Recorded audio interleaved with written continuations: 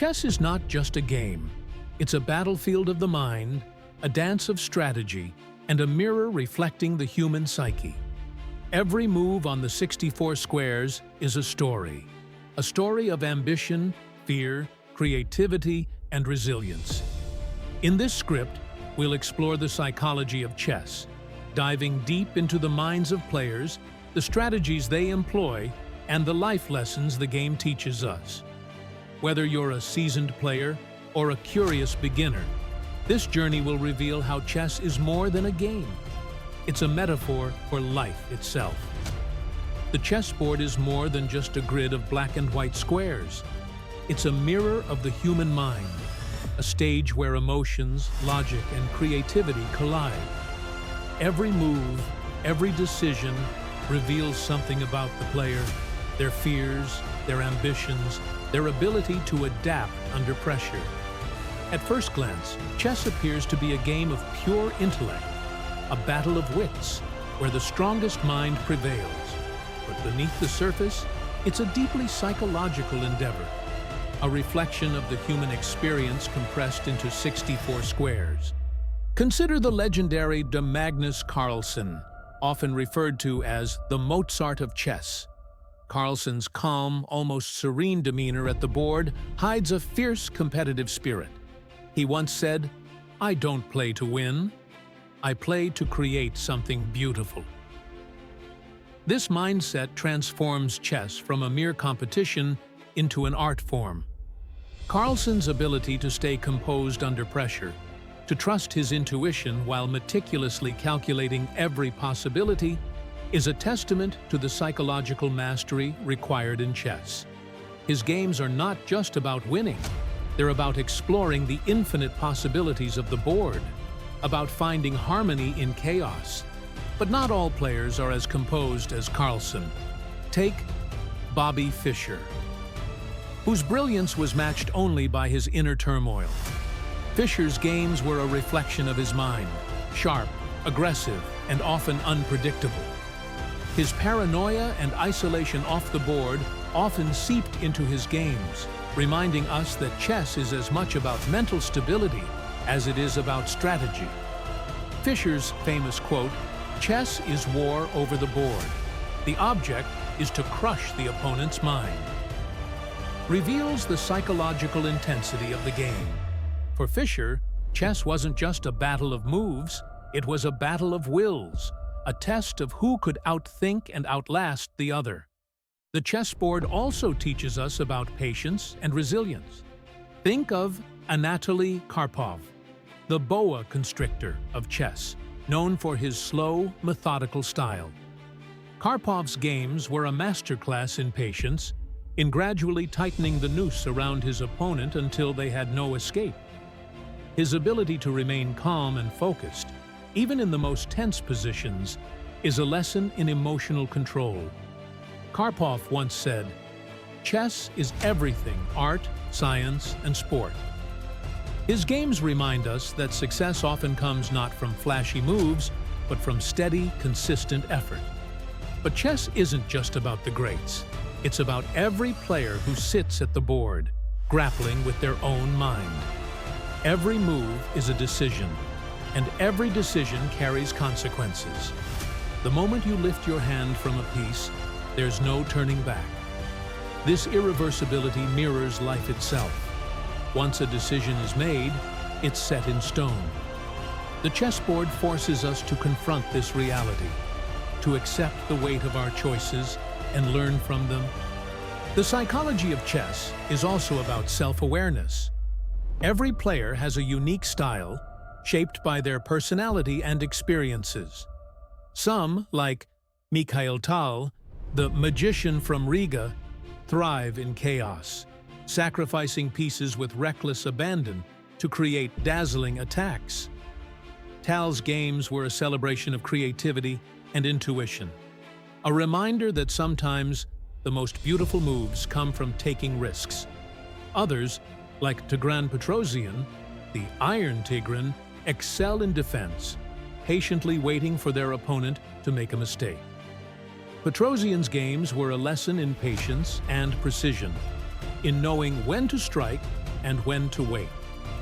The chessboard also reveals our emotional vulnerabilities, the fear of making a mistake, the anxiety of time pressure, the euphoria of a brilliant move. All these emotions are part of the game. In movies like Searching for Bobby Fischer, we see how chess can be a metaphor for life's struggles. The protagonist, a young prodigy, learns not just about chess, but about humility, perseverance, and the importance of balance. His journey is a reminder that chess is not just about winning. It's about growing, about becoming a better version of yourself. In the end, the chessboard is a mirror, reflecting not just the game, but the player. It shows us our strengths and weaknesses, our fears and ambitions. It teaches us to confront our emotions, to think strategically, and to adapt to the unexpected. As the great Emanuel Lasker, the longest reigning world chess champion, once said, "On the chessboard, lies and hypocrisy do not survive long." The board strips away pretense, revealing the true nature of the player. And in doing so, it offers us a glimpse into the human mind, a window into the psychology of decision-making, resilience, and creativity. Chess is often described as a game of plans, but it's also a game of chaos. The best players know how to balance both, weaving strategy and adaptability into every move. The board is a battlefield where order and disorder coexist, where the most meticulously crafted plans can unravel in an instant, and where the ability to adapt becomes the ultimate weapon. This delicate dance between planning and flexibility is what separates the good players from the great ones, and it's a lesson that extends far beyond the chessboard. Take Garry Kasparov, one of the greatest chess players of all time, whose matches against Anatoly Karpov are legendary. Kasparov, the aggressive tactician, often clashed with Karpov, the patient strategist. Their battles were not just about moves, but about psychological warfare. Kasparov's ability to adapt mid-game, to switch from attack to defense, is a masterclass in flexibility. He once said, "Chess is mental torture." And indeed, his games were a testament to the mental endurance required to navigate the complexities of the board. Kasparov's style was dynamic, unpredictable, and relentless. He didn't just play the board, he played the opponent, probing for weaknesses and exploiting every opportunity. But planning in chess isn't just about having a single, rigid strategy. It's about creating multiple pathways, anticipating the opponent's responses, and being ready to pivot when circumstances change. This is where Magnus Carlsen excels. Carlsen's games are a study in incremental planning. He doesn't rely on flashy tactics or sudden attacks. Instead, he builds small, subtle advantages over time, patiently waiting for his opponent to make a mistake. His approach is like a sculptor chipping away at a block of marble, slowly revealing the masterpiece within. Carlsen's ability to stay flexible, to adjust his plans based on the position, is a reminder that success often comes from patience and persistence. The concept of planning in chess mirrors life in profound ways. In business, for example, leaders must create roadmaps for the future, setting goals and anticipating challenges. But just as in chess, these plans must be flexible. Market conditions change, competitors adapt, and unexpected obstacles arise. The ability to pivot, to adjust strategies on the fly, is what separates successful leaders from those who falter. Think of Steve Jobs, who famously said, "You can't connect the dots looking forward, you can only connect them looking backward." Jobs' ability to adapt, to reinvent Apple time and time again, is a real-world example of the chess principle of planning and flexibility. In chess, the opening is often where the battle of plans begins. Players spend countless hours studying opening theory, memorizing lines, and preparing for their opponent's moves. But even the most well-prepared player can be thrown off by an unexpected deviation. This is where adaptability comes into play. Viswanathan Anand, known for his lightning-fast calculations, once faced a position where his opponent played a rare, offbeat opening. Instead of panicking, Anand adjusted his strategy, finding creative ways to neutralize his opponent's plans. His ability to think on his feet, to find solutions in unfamiliar territory, is a hallmark of his greatness. The middle game, often the most complex phase of chess, is where plans are tested and reshaped. It's a phase of constant tension, where players must balance attack and defense, calculation and intuition. Bobby Fischer once described the middle game as the soul of chess, a phase where creativity and imagination take center stage. Fischer's games were a masterclass in middle game strategy. He had an uncanny ability to see patterns, to find moves that others missed, and to turn seemingly equal positions into winning ones. His famous game against Boris Spassky in the 1972 World Championship is a perfect example. Fischer, playing black, sacrificed a pawn early in the game, creating long-term pressure that eventually overwhelmed Spassky. It was a bold, imaginative plan that showcased Fischer's ability to think several moves ahead. But even the best-laid plans can falter, and this is where resilience comes into play. In chess, as in life, setbacks are inevitable. A brilliant plan can be derailed by a single mistake, a moment of overconfidence, or an unexpected move from the opponent. The key is to stay calm, to reassess the situation, and to find a new path forward. Judith Polgar, the strongest female chess player in history, once found herself in a losing position against a top grandmaster.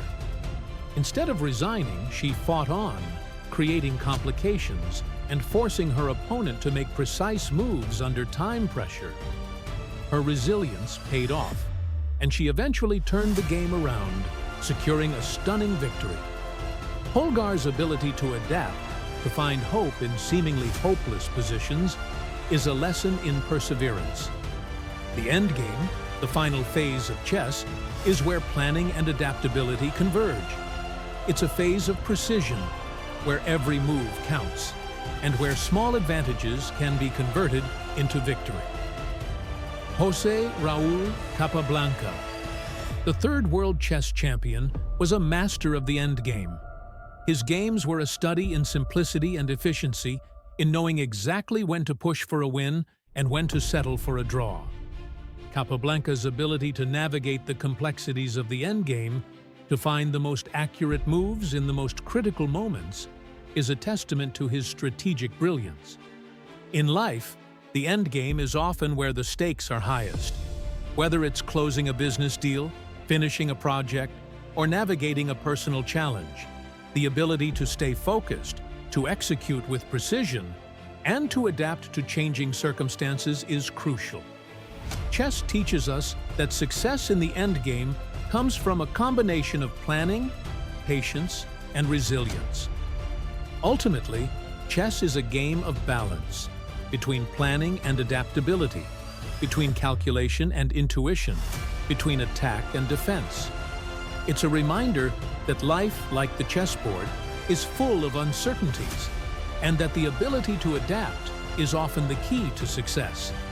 As the great Abeti, Emanuel Lasker, once said, "When you see a good move, look for a better one." This mindset, this relentless pursuit of improvement, is what makes chess not just a game, but a teacher of life. Chess is a game of extremes, a roller coaster of emotions that can swing from euphoria to despair in a single move. One moment, you're on top of the world, executing a brilliant combination that leaves your opponent reeling. The next, you're staring at a blunder that costs you the game. These emotional highs and lows are as much a part of chess as the pieces themselves. and learning to navigate them is one of the game's greatest challenges. The emotional landscape of chess is a mirror of life itself, reflecting our struggles with fear, confidence, resilience, and self-doubt. Consider the story of Judith Polgar, the strongest female chess player in history. Polgar broke barriers in a male-dominated game, facing not just her opponents, but also societal skepticism. Her journey was a testament to emotional resilience. She once said, "I always wanted to beat the best, and I didn't care if they were male or female." This mindset, this refusal to let external pressures dictate her emotions, was her greatest strength. Polgar's games were a masterclass in emotional control. Whether she was sacrificing a piece for a daring attack or defending a difficult position, she remained calm and focused, never letting her emotions cloud her judgment. But emotional control isn't just about staying calm. It's also about harnessing emotions to fuel creativity and determination. Take Mikhail Tal, the magician from Riga, whose games were a celebration of imagination and daring. Tal's style was aggressive, often sacrificing pieces to create chaotic, unpredictable positions. His opponents would find themselves caught in a whirlwind of complications, struggling to keep up with his relentless attacks. Tal's ability to channel his emotions, his excitement, his passion, his love for the game, into his play was what made him so dangerous. He once said, "You must take your opponent into a deep, dark forest where 2 + 2 = 5, and the path leading out is only wide enough for one." Tal's games remind us that emotions, when harnessed correctly, can be a source of incredible creativity and strength. However, emotions can also be a double-edged sword. The fear of making a mistake, the anxiety of time pressure, the frustration of a losing position, these emotions can paralyze even the strongest players. In the 1972 World Championship match between Bobby Fischer and Boris Spassky, Fischer's emotional volatility was on full display. After losing the first game, Fischer's frustration boiled over, and he forfeited the second game in protest over the playing conditions. It was a moment of emotional breakdown that could have derailed his entire campaign. But Fischer, ever the fighter, managed to regain his composure. He returned to the board with renewed focus, eventually defeating Spassky in one of the most iconic matches in chess history. Fischer's ability to bounce back from emotional setbacks is a lesson in resilience, in finding strength even in the face of overwhelming pressure. The emotional roller coaster of chess is beautifully captured in movies like Queen of Katwe, which tells the story of Fiona, a young girl from Uganda who uses chess to escape poverty and find her voice. Fiona's journey is one of emotional growth. She learns to confront her fears, to believe in herself, and to find joy in the game, even when the odds are stacked against her. Her story is a reminder that chess is not just about winning. It's about the emotional journey, the lessons learned along the way. In chess, as in life, emotions are inevitable. The key is not to suppress them, but to understand and manage them. Magnus Carlsen, known for his calm demeanor, has spoken about the importance of emotional regulation. He once said, "I try to stay calm and focused, even when things aren't going my way. It's about staying in the moment, not letting the past or the future distract you." Carlsen's ability to stay emotionally balanced, even in the most intense situations, is a big part of what makes him so dominant. He doesn't let setbacks rattle him. Instead, he uses them as opportunities to learn and improve. But emotional control isn't just about staying calm under pressure. It's also about knowing when to let your emotions guide you. There are moments in chess, as in life, when intuition and gut feeling are just as important as calculation and logic. Vishwanathan Anand, known for his lightning-fast intuition, has often made moves that seemed illogical at first glance, but turned out to be brilliant upon deeper analysis.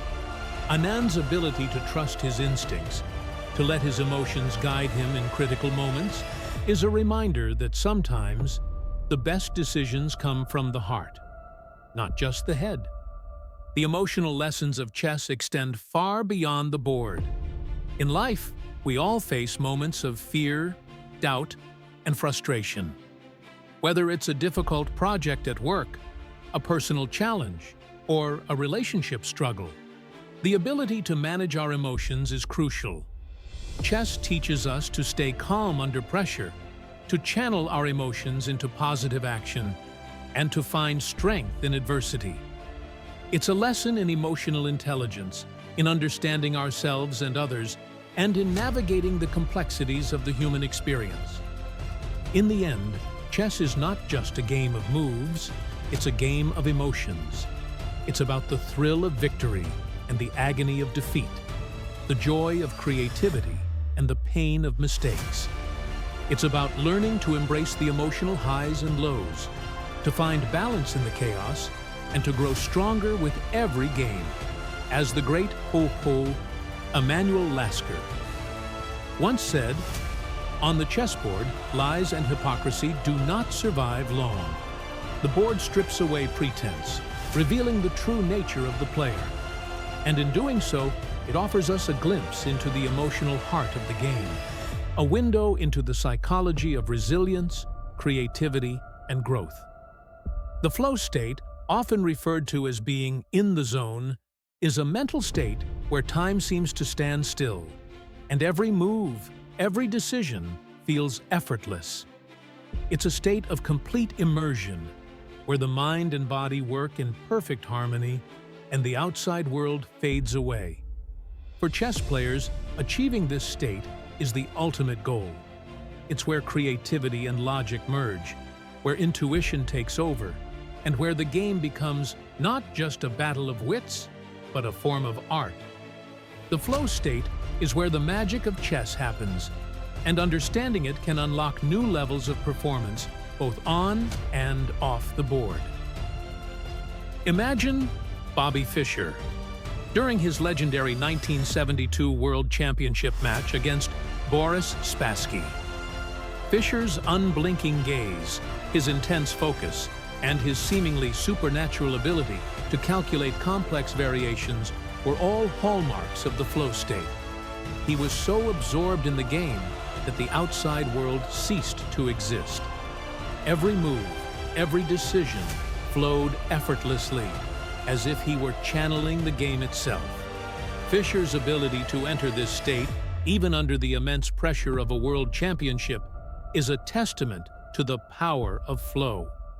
It's a state where the mind operates at its peak, where creativity and calculation blend seamlessly, and where the impossible becomes possible. But achieving the flow state isn't easy. It requires the right balance of challenge and skill. If the task is too easy, boredom sets in. If it's too hard, anxiety and frustration take over. Chess, with its infinite complexity and ever-shifting challenges, is the perfect arena for finding this balance. Magnus Carlsen, known for his ability to stay calm and focused under pressure, often speaks about the importance of being in the moment. He once said, "When I'm in the zone, I don't think about the past or the future. I just focus on the position in front of me." Carlsen's ability to enter the flow state, to lose himself in the game, is a big part of what makes him so dominant. It's a state where he can see the board with crystal clarity, where every move feels natural, and where the game becomes a form of meditation. The flow state is not just about focus. It's also about letting go. It's about trusting your instincts, your intuition, and your preparation. Mikhail Tal, the magician from Riga, was a master of this. Tal's games were a whirlwind of creativity and daring, filled with sacrifices and unexpected moves. He once said, "You must take your opponent into a deep, dark forest where 2 + 2 = 5, and the path leading out is only wide enough for one." Tal's ability to enter the flow state, to let his imagination run wild, is what made him so dangerous. He didn't just play the board, he played the opponent, creating complications and forcing them to think outside the box. But the flow state isn't just for grandmasters. Every chess player, from beginners to experts, can experience it. It's that moment when everything clicks, when the pieces seem to move on their own, and when the game becomes a dance of ideas and possibilities. In movies like Searching for Bobby Fischer, we see how even a young prodigy can enter this state, losing himself in the beauty of the game. The protagonist, Josh, discovers that chess is not just about winning. It's about the joy of playing, the thrill of creativity, and the satisfaction of being fully present in the moment. The flow state is also about eliminating distractions. In chess, as in life, distractions can pull us out of the zone, breaking our focus and disrupting our rhythm. Garry Kasparov, known for his intense concentration, often spoke about the importance of tuning out external noise. He once said, "When I'm at the board, I don't hear the crowd, I don't see the clock, I just see the position." Kasparov's ability to block out distractions, to stay fully immersed in the game, is a big part of what made him so successful. It's a reminder that achieving the flow state requires not just skill, but also discipline, the ability to shut out the world and focus on the task at hand. In life, the flow state is just as important. Whether you're writing, painting, coding, or solving a problem, being in the zone can transform your performance. It's a state where time flies, where ideas flow effortlessly, and where you feel fully alive. The principles of flow, finding the right balance of challenge and skill, eliminating distractions, and staying fully present, are universal. They apply to any task, any goal, any pursuit. Chess teaches us how to enter the flow state, how to lose ourselves in the moment and find joy in the process. It's a lesson in mindfulness, in being fully present and engaged. As the great Emanuel Lasker once said, "On the chessboard, lies and hypocrisy do not survive long." The board strips away pretense, revealing the true nature of the player. And in doing so, it offers us a glimpse into the flow state, a window into the psychology of focus, creativity, and joy. In the end, the flow state is where the magic happens. It's where the game becomes more than just a game, where the mind and body work in perfect harmony, and where the impossible becomes possible. Whether you're a grandmaster or a beginner, the flow state is within reach. It's a reminder that chess, like life, is not just about winning. It's about the journey, the process, and the joy of being fully present in the moment. Chess is more than a game. It's a teacher, a mirror, and a metaphor for life. The lessons it imparts extend far beyond the 64 squares, offering insights into patience, resilience, creativity, and the art of decision-making. Every move on the board is a microcosm of life's challenges, a reflection of the choices we make and the consequences they carry. Chess teaches us to think strategically, to adapt to changing circumstances, and to find beauty in complexity. It's a game that demands not just intellect, but also emotional intelligence, self-awareness, and the ability to learn from failure. Consider the story of Leon, a modest club player who never aspired to grandmaster titles, but found in chess a lifelong companion. Leon started playing in his teenage years, drawn by the game's blend of creativity and challenge. Over time, as life's responsibilities grew, work, family, and other commitments, chess became a sanctuary for him. It wasn't about winning trophies or achieving fame. It was about the quiet joy of solving problems, the satisfaction of outmaneuvering an opponent, and the meditative calm that came from focusing on the board. For Leon, chess was a way to stay sharp, to stay humble, and to stay connected to something greater than himself. His story is a reminder that chess isn't just for champions. It's for anyone who seeks growth, connection, and a deeper understanding of themselves. In books like The Art of Learning by Josh Waitzkin, a chess prodigy turned martial arts champion, we see how the lessons of chess apply to all areas of life. Waitzkin writes about the importance of deep practice, resilience, and the growth mindset, qualities honed on the chessboard. He describes how chess taught him to embrace failure as a stepping stone to success, to view challenges as opportunities for growth, and to find joy in the process of learning. These lessons are universal, applicable to anyone striving to master a skill, whether it's chess, music, business, or personal development. Chess also teaches us about balance. Just as a player must balance attack and defense, calculation and intuition, we must balance ambition and humility, work and rest, logic and emotion. The game reminds us that life is not a series of isolated events, but a complex, interconnected web of decisions and consequences. Every move on the board is a decision, and every decision carries weight. Chess teaches us to think carefully, to weigh our options, and to take responsibility for our choices. In the end, chess is a metaphor for life's journey.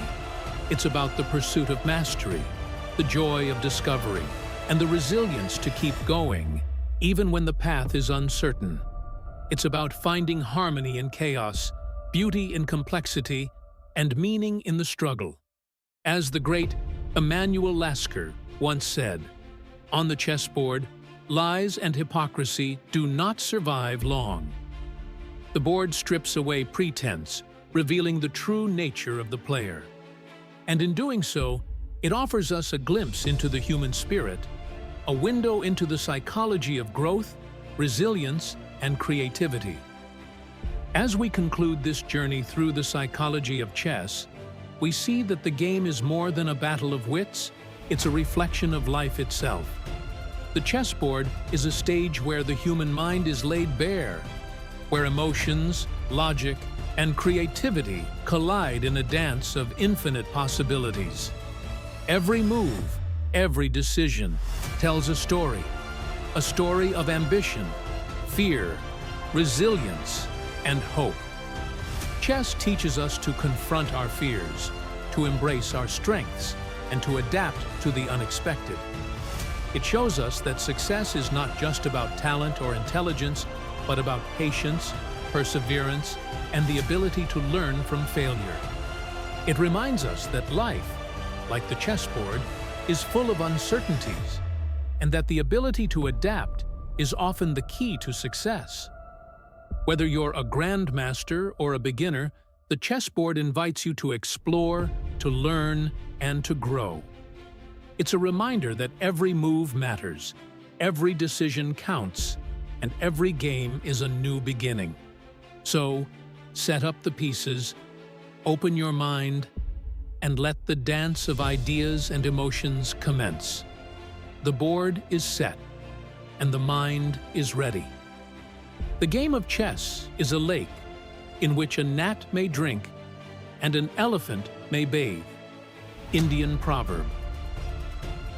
In the end, chess is not just a game, it's a journey, a teacher, and a mirror. It's a reminder that life, like the chessboard, is a canvas waiting to be painted, a story waiting to be written. And as long as there are players willing to sit at the board, to think, to create, and to dream, the game will continue to inspire, challenge, and transform us. Checkmate? Not quite. In chess, as in life, Every ending is but a doorway to a fresh game, a new horizon. The invitation stands. Set up the pieces, open your mind, and let the dance begin.